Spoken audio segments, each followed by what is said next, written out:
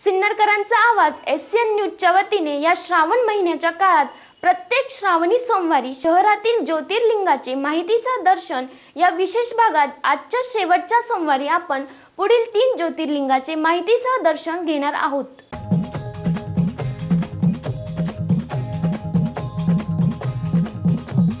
शिंपी गल्ली परिसरामध्ये आहे हेमाडपंथी मालिकेतले एक प्रशस्त असे मंदिर विठ्ठलेश्वर, जे आहे आपले 10वे ज्योतिर्लिंग। या मंदिरात प्रवेश केल्यानंतर अतिशय सुस्थितीत असलेला सभामंडप पाहायला मिळतो। यापूर्वी पत्राची शेड जीर्ण झाल्यामुळे या सभामंडपाचा 1998 साली जीर्णोद्धार करण्यात आला। भाविक भक्त असलेल्या लोकवर्गणीतून या मंदिराचा जीर्णोद्धार करण्यात आलेला आहे। मंदिराच्या प्रवेशद्वारावरच जय आणि विजय यांच्या प्रतिकृती आहेत, ज्या देखील हेमाडपंथी मंदिराचाच भाग आहेत।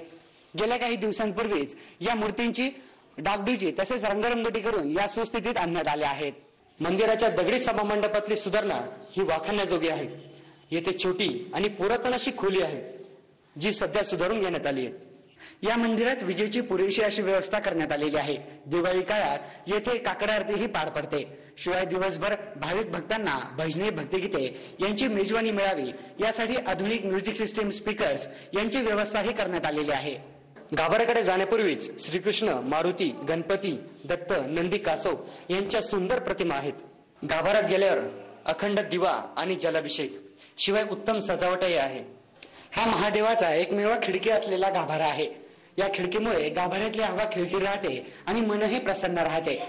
मंदिर ज्यावेळी छोटेखानी होते त्यावेळी या भागामध्ये एक दरवाजा होता, परंतु हेमाडपंथी पद्धतीनेच त्यावेळी ज्या मंदिराची रचना करण्यात आली, मंदिर अतिभव्य करण्यात आले, त्यावेळी मात्र हा दरवाजा बुजवण्यात आला। परंतु तरीही मंदिराच्या बाहेरच्या बाजूनी या दरवाजाच्या खुणा आपल्याला बघायला मिळतात। मंदिराबाहेर असलेली नंदीची मूर्ती ही नव्यानेच घडवण्यात आलेली आहे। मुख्य गाभाऱ्यात विठ्ठल रुक्मिणीची मूर्ती आहे। गुळगुळीत साळुंका असलेली महादेवाची पिंड देखील आहेत। मंदिराचे कामही नक्षीदार आहे। गुजराती नामक एका व्यक्तीने जुगारात आलेल्या नैराश्यामुळे महादेवाच्या पिंडीवर कुऱ्हाडीने घाव घातले। या घावांमध्ये महादेवाची पिंड दुभंगली गेली। यानंतर एका क्षत्रिय नामक महिलेने आपल्या स्वप्नामध्ये महादेव आल्याचे सांगितले। यानंतर गहिनासा क्षत्रिय आणि लक्ष्मणसा क्षत्रिय यांनी स्वखर्चाने राहतायतून एक शिल्प मागविले। 7 दिवसामध्ये महादेवाची पिंड घडवली आणि त्याची प्रतिष्ठापना केली। जी जुनी स्वयंभू महादेवाची पिंड होती त्या भोवतीच दगडी चिरे बसवून त्या पिंडीवरच ही नवीन पिंड बसवण्यात आलेली आहे। या नवीन पिंडीची 11 सप्टेंबर 1967 साली स्थापना झाली, ज्यास 45 वर्षे पूर्ण झाली। चला तर मग या विठ्ठलेश्वराचे दर्शन घेऊन निघूया आपले 11वे ज्योतिर्लिंग चितळेश्वरला।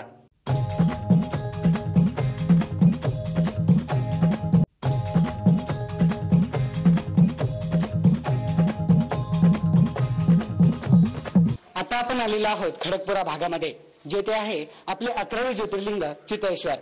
या चितळेश्वराचे मंदिर देखील हेमाडपंथी स्वरूपाचे आहे।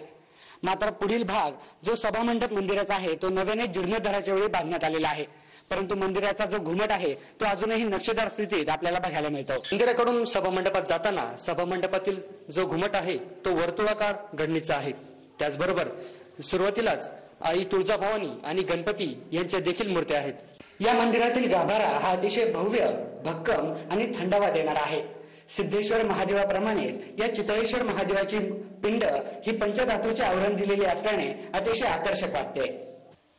नतमस्तक होऊया चितळेश्वरच्या महादेवाला आणि जाऊया आपले शेवटचे ज्योतिर्लिंग गोंदेश्वर मंदिर।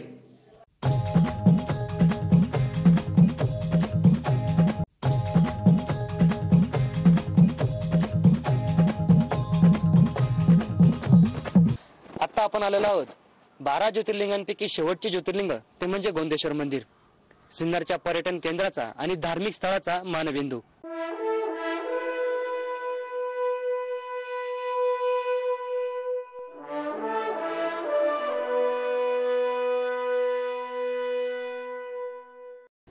आपण जर सिन्नरकर असाल तर आपण या मंदिराला नक्कीच कमीत कमी एकदा तरी भेट दिलेली असेल, परंतु तरीही या मंदिराची स्पष्ट माहिती आपल्याला मिळू शकलेली नसेल, कारण 800 वर्षांचा इतिहास असल्यामुळे वेगवेगळ्या कथा या मंदिराविषयी प्रचलित आहेत।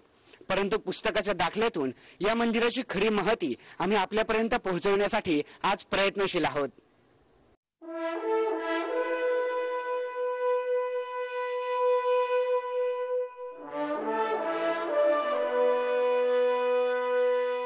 सिन्नरची स्थापना यादव किंवा गवळी राजा शिंगूंनी केली असावी, त्याचा मुलगा राव गोविंद राजा याच्या नावावरूनच या मंदिरास गोंदेश्वर हे नाव पडले असावे.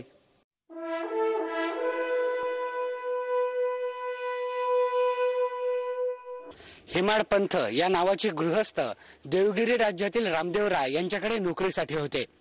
स्थापत्य शास्त्रातील एक विशेष तज्ञ म्हणून त्यांच्या अधिपत्याखाली जी काही मंदिरांची बांधकामे झाली त्यास हेमाडपंथी बांधकाम असे नाव दिले गेले.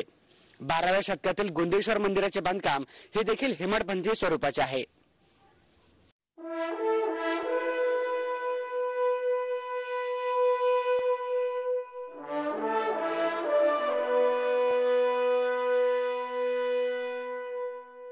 या मंदिराची रचना अत्यंत कल्पकतेने केलेली आहे. मध्यभागी मोठे शिवमंदिर असून मंदिराच्या नैऋत्य दिशेला गणपती मंदिर आणि शेजारीच मंदिराच्या वायव्य दिशेला पार्वती मंदिर. मंदिराच्या ईशान्येस अतिशय क्वचित ठिकाणी आढळणारे सुवर्ण मंदिर आहे, तर मंदिराच्या आग्नेय दिशेला विष्णू मंदिर. मंदिराच्या पूर्व दिशेला स्वतंत्र असे नंदी मंदिर आहे. सिमेंट, चुना यांसारख्या जोड देणाऱ्या माध्यमांचा वापर यासाठी करण्यात आलेला नाही. उखळी पद्धतीचे हे बांधकाम असून एकास एक दगड जोडून या मंदिराचे बांधकाम करण्यात आलेले आहे. मुख्य देवळाची लांबी 21 मीटर असून उंची तब्बल 50 मीटर इतकी आहे. या मुख्य मंदिराचे तळाचे बांधकाम करत असताना मंदिराच्या तळाच्या भागात हत्तींची अशी नक्षीदार चौफेर योजना करण्यात आलेली आहे, जेणेकरून या मंदिराचा संपूर्ण भार हा हत्तींच्या पाठीवर पेलवला गेला आहे असे चित्र निर्माण करण्यात आले आहे. देवालयाचा मुख्य भाग आणि प्रत्येक दगडावर अप्रतिम अशी कोरीव काम केलेले असून आज तगायत ते जसेच्या तसे आहे. देवालयाच्या मुख्य कळसापर्यंत देवदेवता, लक्ष्मी, हंसावर बसलेली सरस्वती अशी अनेक शिल्पचित्रे पाहायला मिळतात. पुरातन वास्तू संशोधन खात्याने हे गोंदेश्वराचे मंदिर केव्हाचे एक ऐतिहासिक ठिकाण म्हणून घोषित केलेले आहे. शिवाय या मंदिराचा दगड खराब होऊ नये यासाठी या खात्याने विशिष्ट असे द्रवरूप रसायन या दगडावर वेष्टन केलेले आहे. गोंदेश्वर येथे आलेल्या भाविकास वेगळ्या विश्वात आल्याचा भास होतो. सिन्नरकरांसाठी ही एक अभिमानाचे ठिकाण आहे. लवकरच येथे अनेक सोयी सुविधा उपलब्ध होत आहेत. गोंदेश्वर मंदिराच्या सभामंडपातील आतला भाग तसेच गाभारा हा अतिशय भव्य आहे. इतर सर्व महादेवाच्या मंदिरांप्रमाणे गोंदेश्वर मंदिराचा गाभाराही थंडावा देणारा आहे. येथील महादेवाची पिंड ही अतिशय पुरातन असून भव्य आणि तितकीच महती पावलेली आहे. या 12 ज्योतिर्लिंगांची माहिती आपण इत्तमभूत बघितली.